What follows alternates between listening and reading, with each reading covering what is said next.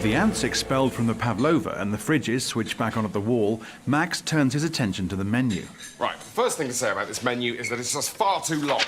All right? You need food with balls. So, fresh local fish. Do fish have balls? Shut up! Have you got balls? Have you got hair on your balls? Sorry, but yes, I do have hairy balls. Shut up, you hairy ball prick! Right, so I've got some local salmon. I'm just chopping up some dill. Quick squeeze of lemon. Let it marinate for a bit. Sear it in a hot pan. Dollop of creme fraiche. Bingo, done. Easy. Right, now you try. What did you say after dill? But Max's menu ideas seem to be causing problems.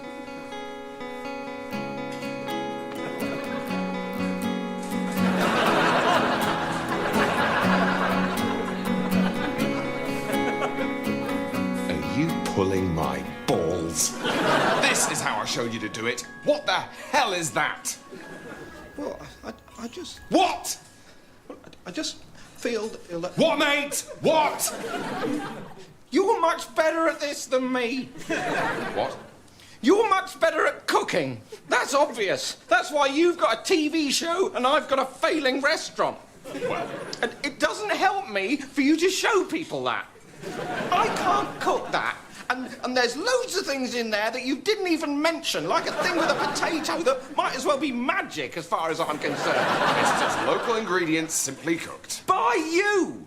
King Lear is just English words put in order.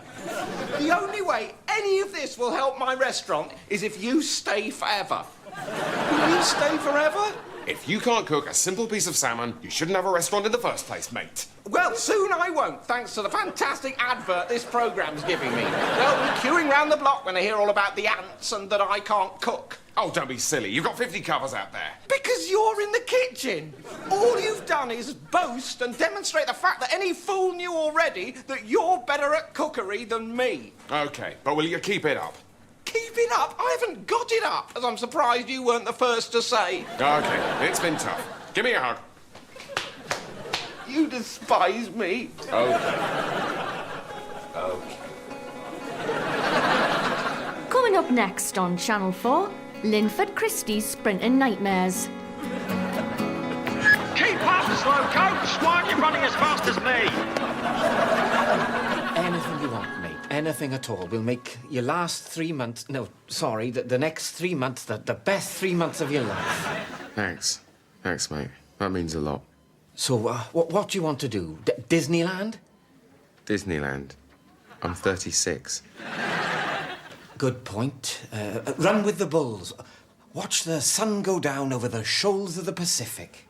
The sun going down, the end of the day, the dying of the light. Right. Swim with dolphins? Oh. Oh, what is it, mate? Anything. Tell me. I will make it happen. Well, I've really always wanted to go snowboarding. Great. Among the penguins of the Antarctic. Right.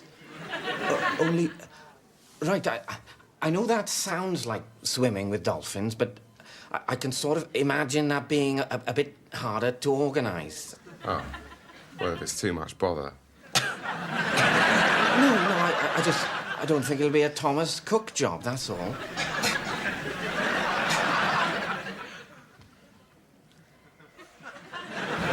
Well, I've got to say, mate, I don't think anything on earth can compare with these ice fields, these mountains, these incredible penguins. Yeah. They're all a bit samey. It's not really as good as I thought it would be. I've done 7 fun runs. I've hardly seen my wife. I spent 3.5 days in a bath of beans. Oh, did you?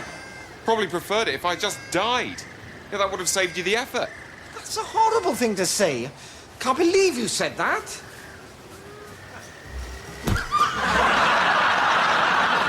We hope you enjoyed that pre-event advertisement. Maybe one day we'll discover what it was for.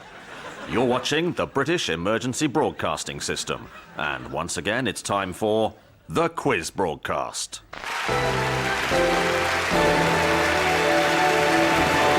Welcome to the show, and welcome back to our contestants, Peter and Sheila. And, Peter, I've been meaning to ask, you're blind like most people. Were you blinded by the event? No, I was blinded post-event by raiders. Well, that certainly is a funny story. And, of course, Sheila, you're dressed like that for religious reasons. That's right. After all, we don't want the event happening again, do we? We certainly don't. God, imagine the event happening again. No, do not imagine the event happening again. It will cause distress. The event is in the past. So, now the conveyor belt round. Sheila, ready? Think so. And, of course, we no longer know how to work the conveyor belt, so let's take a look at the prizes. Food objects, fuel, tablets, holy tablets, frightening animal, someone's head. We don't know, but they're everywhere. A stone, a stone, a stone, a stone. We don't know, but they're everywhere. Frightening animal. Sheila, what can you remember? Oh, I can remember sunshine, colours, smiling faces, and then darkness, fear. No, not the event. The objects. Oh, right. A raid! A raid!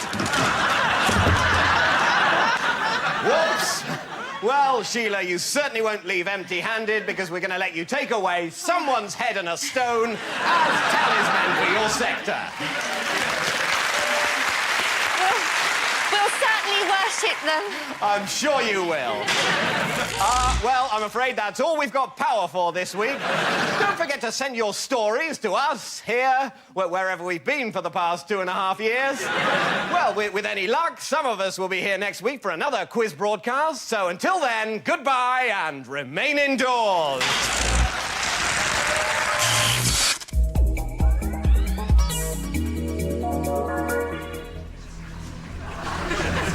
What have we got? RTA, broken arm, suspected internal injuries, severe contusions to the head. We're going to need to move fast. Put me a solution of Arnica montana. Stat. Strength? 1 part in a million. Are you sure? It looks serious. You're right. We need to strengthen the dose. 1 part in 10 million. On it, Doctor. Here you've got a tricky one. Nothing we can't handle. Get me some wolfsbane, also known as monk's hood, in here. And a whole tray of flower remedies. Whoa, the chakras are fading. You're gonna need some crystals. Nurse, fetch me some purple tinted quartz. Damn it, you're right. Make that aquamarine quartz. Good call. Okay, he's stabilizing. Now, does anybody know what sort of car hit him? The Blue Ford Mondeo, apparently. Right, get me a bit of Blue Ford Mondeo, put it in water, shake it, dilute it, shake it again, dilute it again, do some more shaking, dilute it some more, and then put 3 drops on his tongue. If that doesn't cure him, I don't know what will. I think you should have a look at this, Simon. What is it? I don't think this poor chap's got long to live. Why not? His lifeline, very short. And his horoscope's not too clever either. Sagittarius. Brace yourself for a surprise. Things are about to change for you. Certainly are, unless... Wait. What? We could try drawing a bit more lifeline on with biro. It'll never work. You got a better idea? Let's see what happens.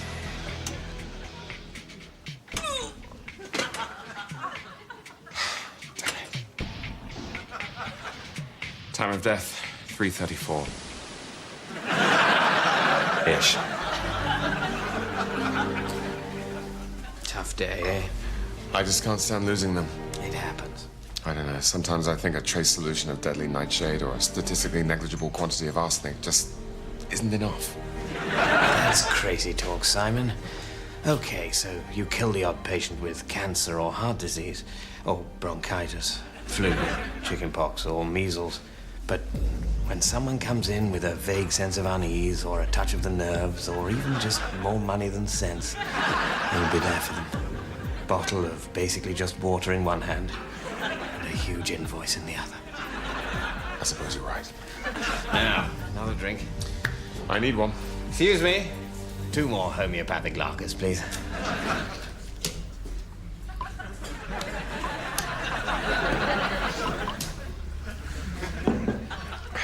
Whoa, that's strong stuff. Everyone, this is Ben and Lizzie, who just moved into number 14. Hello there. Oh my God. Sorry, is everything all right? There's been a misunderstanding. we're not swingers. Not. We don't have sex with other couples. What you think that we're all... I'm not judging. It's just, it's not really our thing. We like to keep that side of things private. We're just shy. Yeah, that's it. We're just shy. Call it our weird fetish. Yeah, it's almost like in this room, we're the perverts. Good one. Look, we're not swingers either. I don't want to have sex with your wife. Yeah, right. Honestly. With the best will in the world, John. Yes, you do. I've seen your wife. She's sitting there with a slack jaw, staring at my groin like she's in some kind of erotic coma. That's all well and good, and I'm sure Barbara's a very nice lady, but that doesn't mean I want to rim her. Now, if you'll excuse us, Lizzie and I are acutely conscious that you've been mentally undressing us the whole time we've been standing here. You're all thinking about Lizzie's splendid, untroubled, almost French-looking breasts and my cute, peachy arse. And if that thought helps this imminent orgy go with a bit more kapow, then that's just our gift to you. Yeah, we'll leave the wine as well. Yeah, we'll leave the wine as well, because frankly, no offense, but you're gonna need it. Good luck. Well, I found this whole thing quite arousing. Yeah, that makes 2 of us, sweetheart. Notice 2 of us, not 8 of us. Bye then. Cheerio. I want an orgy now. Barbara! Anyway, I'll tell you what. I was wrong about the penguins. I know what I want to do now. Brilliant, mate. Just name it. I don't want to put you to too much trouble. Come on, anything, mate. I will make it happen. Well, we could get a crew of mercenaries together, take over the skyscraper HQ of a multinational corporation, wrong-foot the authorities by posing as terrorists with a political agenda, whilst actually clearing out the building's underground vault of bonds and bullion. Okay. That's Die Hard, isn't it? Yeah. I want to do Die Hard. Right. That might be a bit tricky.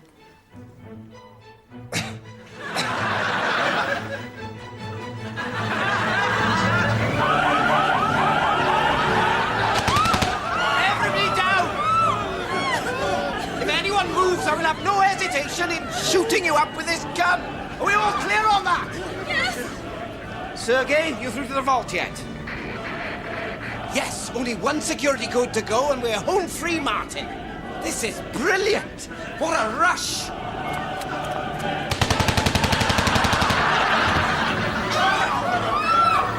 I said stay down. Now let that be a lesson to all of you. You've got to keep an eye on them, Martin. What is it? What's the matter? This isn't... It's not as good as I thought it would be. What? But it's what you wanted. Yeah... Do you know how hard this was to set up? False passports, learning to be a computer hacker so I could break into the mainframe, and ex-Russian military don't come cheap. I've done 5 marathons dressed as a horse. Oh, I'm sorry. Has my dying inconvenienced you? No, now, come on, that's not fair. I didn't say that, but it has taken up a lot of my time, and Cheryl's been really understanding, but even so... I mean, I'm the one who's going to be dead in 2 months. It's important I say what I feel. Of course. Of course. Why don't we do the yippee-ki-yay thing again? Yippee-ki-yay, mother...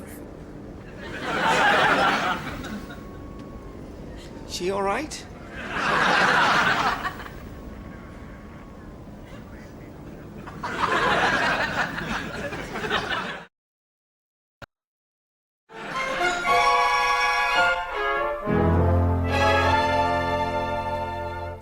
Have you seen it, Hennemore? Have I seen what, sir? The giant wasp that's been circling the building. It's after the enormous pot of jam that we're sending to the King of Moldova to try and build trade relations. I don't mind telling you, Hennemore, it's been a disastrous year for all of us here at Dreadnought Lids, and this Moldovan contract's our last chance. King Fredlip loves jam, and this was the last giant pot Fortnum's had or are ever planning to make. Blimey. Now, it's nearly 4, and I've got a meeting, so I need you to stand here, and if that giant wasp comes back, you set about it with the old gun and more. Right you are, sir. On an unrelated note, my wife will be popping in later. I've said she can wait here for a couple of hours before heading off to the Flora and Fauna Ball in the revolving restaurant at the top of the Father Christmas Hotel in central London. She's going as a wasp. Right, sir. So she'll be popping in her wasp costume. She always gets held up by reception, so I've told her just to use the fire escape and come in through the window. So don't be surprised if something that looks like a giant wasp comes in through the window. And just to reiterate, if a giant wasp comes in through the window, smash it to bits with the bat. Got it, sir.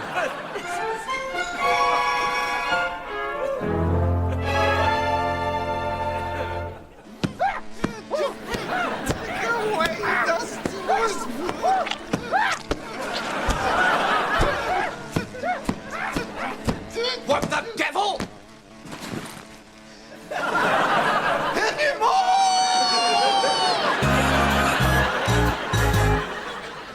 Sorry, David, can you read these texts for me? I haven't got my glasses. Oh, yeah, right.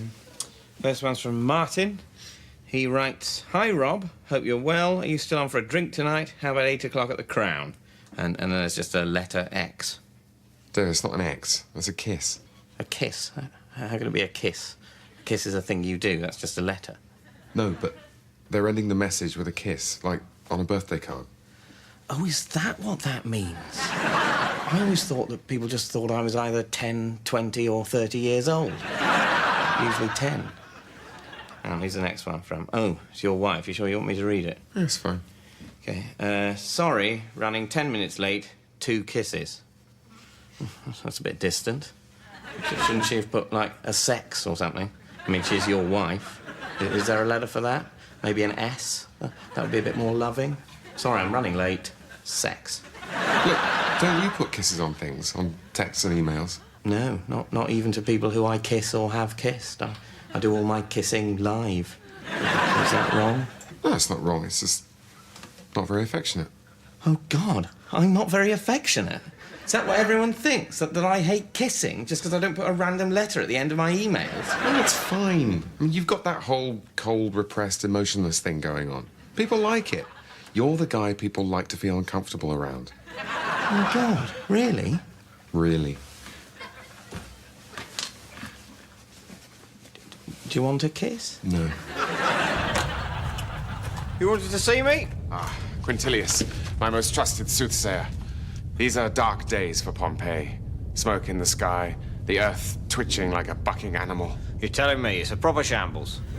Guide me, O wise man. What does the future hold for our fair city? Well, as far as portents go, it's not good. You know that big mountain that's suddenly on fire? Yes. That's definitely a bad sign. Double-check with the goat's entrails, and they all say within a week, that's us done for. Consumed by brimstone, reduced to ash, all curled up in flaky balls, with tourists poking about, tutting and shaking their heads. And this is your sincere forecast? Sorry, I wish I could say scattered showers, but we're way beyond that. Smell that sulphur? That is one angry atmosphere out there. Then we must make a most humble offering to appease the gods. Exactly. Well, I've been having a bit of a think about this, and I reckon I've got it. Cockerels, pigs. No. We sort our rubbish into separate bins. Sorry? Green glass, brown glass, mosaic, papyrus, all in separate bins. Sort of a devotional thing. Once a week, before going to bed on a Monday night, I reckon. Is that it? It? Look at the sky. It looks like a smashed cake. The gods are hopping bonkers. We need to dedicate some of our precious time to a futile, time-consuming ritual. You know gods, they love all that shit. But surely that's, I don't know, pissing in the wind. It's very pissing in the wind, but the sky's on fire and it's the best I could come up with. Hey, I've just noticed. You've been eating crisps all morning. Aren't you afraid you'll get fat? No, I can eat as many of these as I like. I can't believe you're stuffing your face with crisps again. You'll only get fat, and then I'll have to have another affair. No, don't worry. These won't make me fat. Why not? Are you bulimic? No, it's because these aren't crisps. They're cresps. Pega's crisps take ordinary cress, the healthiest food in the world, and that's been confirmed, and then deep fry it in crisp fat, so all of the health is retained, which means I can eat as many cresps as I like and just get healthier. Well, I'll have some cresps. I think I'll pass, actually. Cresps. Once you cresp, you just can't splesp. That doesn't make any sense. Oh, God, they're horrid! Ah, breakfast in bed again. You are a treasure, my dear butler. You do so spoil me. Thank you. And what do we have here? A rose butler? Ah, you remembered. Remembered, sir. Our anniversary. 40 years today. I hadn't forgotten. Hop in. Very good, sir. Who would have thought, all those years ago, that chance encounter would have led to such happiness? How did we meet, Butler? Can you remember? Well, you advertised for a butler, and I... Ah, of course. It was the day I was to have interviewed prospective butlers. To think that such mundane domestic matters were distracting me when our eyes first met. And I never did hire a butler after all. What? Well, I've never needed one. What with all the loving kindnesses you perform for me daily. You really are too good to me, Butler. I hope you know I appreciate it. What do you mean, sir? Ah, sir. Such a simple pet name, yet so affectionate. What do you think's going on? Our anniversary, my dear Butler. 40 years since we both cast aside convention for love. Right. Oh, no. So, the thing is, you do know I'm your butler. Yes, my butler, my dear butler, now and forever. Butler, Buttles, Butty Pops, Butlington Boots. No, butler's my job. My name's Steve. I don't understand. I'm a butler. I'm your butler. I have been for 40 years. You're my butler, Butler. Steve. You're my Steve Butler. Butler, Steve. You're Steve Butler. I'm Steve Griffiths. I'm your butler. Oh. But... I thought we were going out. We're not. Oh, right. But... what about the breakfast in bed every day? That was so romantic. Yeah, also, sir, if you think about it, exactly what a servant might do. Like all the cooking, tidying, polishing, shopping, cleaning, and answering the phone. I mean, as a butler, I'd say you were relatively easy to work for. But if you thought this was a relationship, you were nowhere near doing your bit. But if you're my butler, why have I got my arm round you in bed? You told me to, sir. Now, will that be all? Right. Well, this is awkward. And while we're on the subject of domestic chores, while this breakfast would have been a lovely gesture from a man I thought had been in love with me for 40 years, coming from a professional servant, it tastes like shit. You're almost as bad as that housemaid. Housemaid? Yeah, you know the one, the stroppy one. Sits next to me in the drawing room without so much as a by your leave. Looks at me with needy, betrayed eyes. Developed a drink problem about 15 years ago. No, sir. Oh, you don't mean to say? That's right, sir. She's no housemaid. That's Lady Sybil, your wife. Blimey. Bunch of flowers in order there, I think. Very good, sir. Oh, of course. I've got a butler. Good-o.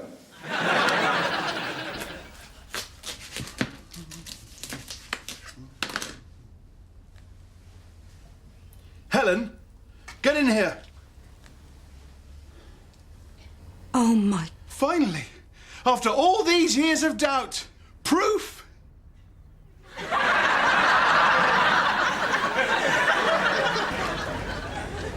Atheists from around the world are converging here and queuing for hours just for a glimpse of the miraculous fruit section. Let's see if we can talk to one of them. Can you tell us what you've seen? Oh, what can I say? My faith's been completely destroyed. Oh, right, so you were a believer. Oh, yeah. I've got this tomato. You can just see the initials, JC. Oh, it looks like there's a B there as well. It says JCB. Yeah. Well, that doesn't matter now, does it? This melon blows my tomato out of the water. I mean, it's a full sentence. There's punctuation and everything. No, that's good enough for me. Like the fruit says, there is no God. So, what will you do now? Call a prostitute, I suppose. And joining us now is Reverend Stephen Murray. So, Reverend, what's the church's take on this? Is God done for? No, obviously, there is a God and he's fine. This is just typical silly atheists getting carried away. They look at a random pattern in a piece of fruit and think they found some message in it. So, it's meaningless. Absolutely. There are a million atheists who've cut open pieces of fruit today and found no such message, just the tasty flesh and seeds that God put there for them to enjoy. This particular atheist happens to have found a piece of fruit that happens to resemble writing, and he's projected his own meaning onto it. It's ridiculous. I mean, you could equally say, look at all the horrible suffering in the world and say that that proves that there's no God. Well, that's a good point. So, how do you explain the message? Well, it's probably just some random mutation in the watermelon's genetics. Oh, no, wait, not that. It's good, that, isn't it? What is? The way, you know, when you're in the shower and the water's all sort of running down you and it gets to your cock and the top side, or like overcarriage of your cock, forms a sort of natural aqueduct and sort of channels all the water so it runs off the end and it looks like you're doing a wee. Do I really have to be here for this? And then if you need a wee and go ahead and have a wee, then the wee sort of combines with the water and it looks like you're doing a super wee. I wouldn't know. It's like, you know, when you're walking along those flat escalators they have at airports, your natural walking plus the extra assistance, you basically feel like a superhero. So what you're trying to tell me is that having a piss in the shower makes you feel like a superhero? Yes. Well, as I say, I wouldn't know. What wouldn't you know? I wouldn't know about pissing in the shower. It's not something that I... What? You've never had a piss in the shower? Of course not. Why not? What do you mean, why not? Why am I suddenly the weird one, just because I choose not What? to... So you're in the shower and you need a wee, so you get out and go all the way over to the sink. Sink? All right, Lou, whatever. Just so... Rob, there is such a thing as having standards, you know, even when there's no one watching. What's the problem? You're in the shower, there's a lot of rinsing going on, it comes out sterile anyway. That's not the point. As long as you don't get it on the curtain. Oh, please! What? I'm saying don't get it on the curtain. I'm not saying aim at the curtain, David. I'm not a complete barbarian. I didn't say you were a complete... You're not perfect. You shit in the bath. That's different. I know what I want now. All right. I want to have sex. Oh, fine. Oh, great. That's great. I can sort that out. No problem. With your wife. Oh. And then I can die happy. I just feel that... I don't know, that's crossing a sort of line. All right, sorry. Forget it. Just forget it. No, you're my best friend, and I suppose it would just be the one time. No. I'd want to do it lots of times. All over your house. With role play. I've drawn up a list.